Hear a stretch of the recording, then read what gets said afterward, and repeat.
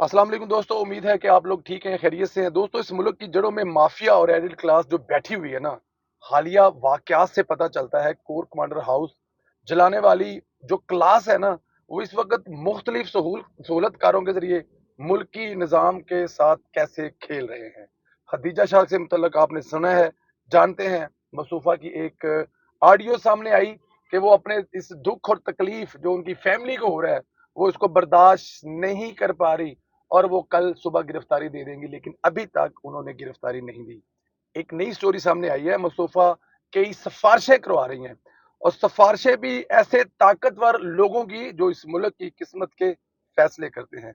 Senior सहाफी Umar Cheema की story के मुताबिक पंजाब पुलिस ने पीटीआई के सैकड़ों कारकुनों को फौजी तनसीबात के हमलों के इल्जाम में गिरफ्तार कर लिया है। खदीजा शाह इस वक्त मफरूर है, हालांकि फौज की तरफ से वाज़ेह हदायत हैं कि हमलों में मुलव्वस किसी भी शख्स के साथ रहमदिली का मुजाहरा न किया जाए।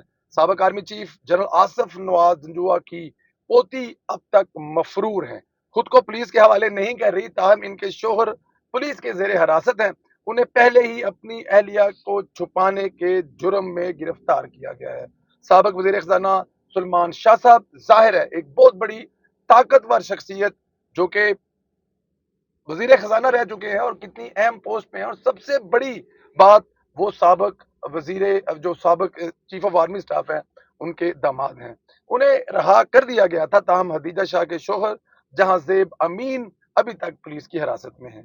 जहांजेब अमीन एक और जुर्म में भी मतलूब है, जिसे हदीजा शाह की गिरफ्तारी के एक जाल की तरह इस्तेमाल किया जा रहा है। 8.3 मिलियन रुपीस के जेली चेक केस में विश्तहारी हैं। अब उन्हें अजीब तरह की सूरत हाल का सामना है कि वो कौन से केस से बचे और कौन से केस में फंसते हैं। दी न्यूज से बातचीत करते हुए एक जरिए ने बताया कि खदीजा की गिरफ्तारी पर जहांजीब को आज़ादी की यकीन दहानी कराई गई है, और अगर वो वहां पर मौजूद नहीं है, आ, मौके पर मौजूद नहीं है, और ऐसे जितने लोगों को पकड़ा हुआ है सिर्फ इसलिए कि असल मुजरम जो है वो गिरफ्तारी देने, तो वो उसको छोड़ देंगे। तो चांस यही है कि जैसे ही हदीजा शाह साहबा गिरफ्तारी देंगी, जहांजेब को छोड़ दिया जाएगा, अगर वो खुद वहां पर मौजूद नहीं थे। नाकामी पर जेली चेक केस उन्हें कोर्ट लखपत ले जा सकता है। शायद यही वजह है कि पुलिस के हाथों धर लिए जाने के बाद उन्होंने फौरन ताउन शुरू कर दिया। इन्हीं की मुखबरी पर पुलिस ने गुलबर्ग में एक अपार्टमेंट पर छापा मारा, लेकिन पुलिस वालों की आमद से चंद मिनट कबल खदीजा शाह साहिबा वहां से फरार हो चुकी थी, जिसकी सीसीटीवी फुटेज भी दस्तियाब है। जिस अपार्टमेंट में खदीजा रपोश थी, वो जहांगीर तरीन की बेटी महर तरीन और इनके शोहर उमर शेख की मलकियत है। जिस वक्त पुलिस वहां पहुंची तो दोनों अपार्टमेंट में मौजूद थे। तरीन ने मुश्किल घड़ी में भी इनकी मदद की कोशिश की, लेकिन जो बुरी तरह नाकाम होगी। यहाँ पर किसी की कोई मदद नहीं कर रहा, पहली बात है कोई मदद नहीं कर रहा। दूसरी, जो कोशिश कर भी रहे हैं वो उसमें कामयाब नहीं हो रहा है। वजीर आजम के मावर खसूसी जहांगीर तरीन के करीबी साथी ओन चौधरी साहब जो है वो बड़े हाथ पांव मार रहे हैं, लेकिन उनकी भी कोशिशें कोई कारगर साबित हुई नहीं है। अगर खदीजा का केस नुमाया हो चुका है, जिसकी वजह से इनका पुलिस के रूबरू पेश ना होना, लेकिन इससे अमीर लोगों की अक्कासी होती है कि किस तरह से सियासी लोग इख्तलाफात के बावजूद जब मुश्किल पड़ती है तो इकट्ठे होते हैं। अच्छा, तरीन फैमिली के अलावा कुछ दीगर पर खिलाड़ी भी हैं जिनसे रब्ता करके खदीजा को रिलीफ खदीजा के लिए रिलीफ मांगा गया। इनमें से चौधरी सज्जाद हुसैन है। बड़ी हैरान होंगे आप ये सुनकर कि चौधरी सज्जाद हुसैन दरमियान में से कहां से अटप के।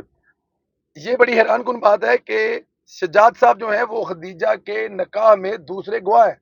दो गवाह होते हैं, एक गवाह जो है उसमें वो चौधरी साहब हैं, क्योंकि चौधरी साहब के तलकात एक फौजियों के साथ, दूसरे खजाना के जो वजीर है उनके साथ।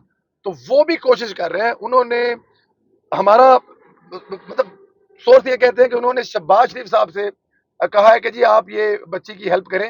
ये बच्ची हमारे साबिक वजीर आजम बल्कि जो हमारे साबिक फौज के सरबराह हैं उनकी पोती है।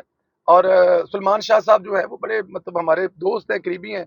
फैमिली टर्म्स है, खानदानी तलकात है। इस बच्ची के निकाह का मैं गवाह हूँ, लेकिन शहबाज साहब ने कहा जी कि खदीजा के ससुर सरमद अमीन भी वज़ीर आज़म शहबाज शरीफ के पुराने दोस्त, उन्होंने हवाला दिया जी कि चौधरी साहब मेरे हाथ कुछ नहीं हैगा, मैं कुछ नहीं कर सकता, हूँ जो करनगे वो फौजी करनगे। उन्होंने कुछ मुलाकातें की हैं, उनमें से एक मुलाकात पीर को हुई है, लेकिन वज़ीर आज़म ने उन्हें कोई मदद फराहम करने से इनकार कर दिया है। उन्होंने ये सिर्फ किया यह है कि पुलिस को हदायत की है कि मामले में सिर्फ कानून से काम लिया जाए, कोई किसी किस्म की ज्यादती ना की जाए।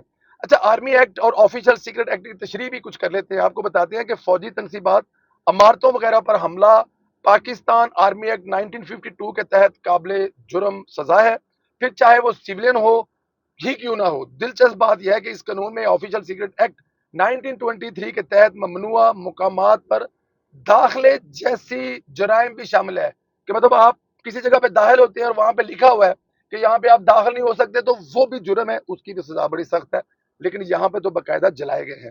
انصار عباسی کے مطابق سرکاری ذرائع کا کہنا ہے یہی وجہ ہے کہ فوج کورٹس میں ان منصوبہ سازوں، اشتعال انگیزی کے حملہ کرنے والوں اور حملہ آوروں کے خلاف کارروائی ہوگی جنہوں نے 9 مئی کو آرمی ایکٹ اور آفیشل سیکرٹ ایکٹ کے تحت فوجی تنصیبات، عمارتوں اور یادگاروں وغیرہ پر حملے کیے تھے۔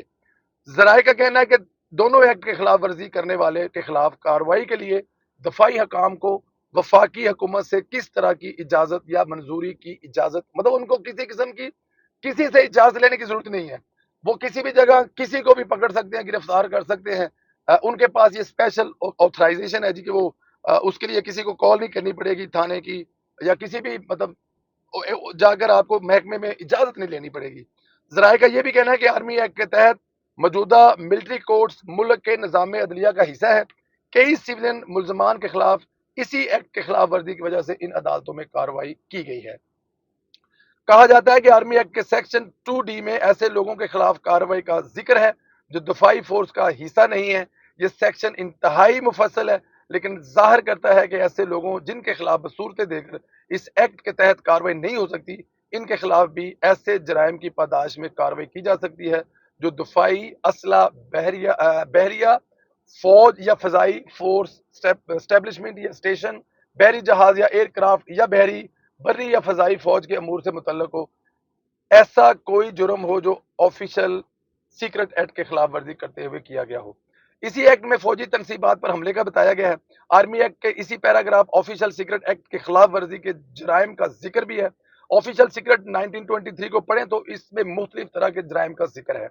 اس میں کہا گیا ہے کہ اگر کوئی بھی شخص کسی بھی ریاست کے تحفظ یا مفادات کے خلاف کسی بھی جرائم کے مقصد کے لیے ممنوعہ مقامات پر آتا ہے، قریب آتا ہے، معائنہ کرتا ہے، گزرتا ہے، یا اس کے آس پاس موجود ہوتا ہے، یا اس میں داخل ہوتا ہے، تو وہ شخص اس قانون کے خلاف ورزی کا مرتکب ہوگا۔ ایسے مجرم کو 14 سال سزا ہوگی، اور سوچیں جس نے اندر جا کر آگ لگائی ہو اس کی کیا سزا ہونی چاہیے۔ ملکی نظام میں ابھی تک عمران خان کے سامنے مفلوج ہے۔ اس کی بنیادی وجہ عدالتی نظام اور کچھ جج ہیں جن کی بیویوں نے نظام کو یرغمال بنایا ہوا ہے۔ جب تک اس کا علاج نہیں ہوگا ملک ٹھیک نہیں ہوگا۔ کل بھی ہم آپ کو بتا چکے ہیں کہ کوئی ایسی آڈیو کال چیف جسٹس کی بیوی کی جو ہے وہ آنے والی ہے، یا کچھ حلقوں نے سنی ہے، جس میں وہ کہہ رہی ہے کہ جی جو کرنا ہے جی کر لو، عمران خان ساڈا کل بھی لیڈر سی، ساڈا اج بھی لیڈر ہے، اسی عمران خان دے کل بھی نال سا تے اج بھی نال ہاں۔ اچھا، پرویز لئی اور عمران خان کے تعلقات کے حوالے سے خبر آئی ہے کہ عمران خان نے پرویز لئی کا فون سننا بند کر دیا ہے۔ عمران خان کے انتہائی قریبی ذرائع کا کہنا ہے کہ عمران خان پرویز لئی سے شدید ناراض ہیں۔ عمران خان سمجھتا یہ ہے کہ چودھری انہیں دھوکہ دیا ہے۔ پرویز لئی نے مکمل طور پر اسٹیبلشمنٹ کے خلاف سپورٹ نہ کیا۔ اس وقت پرویز لئی بیٹے کے ہاتھوں پھنس چکے ہیں۔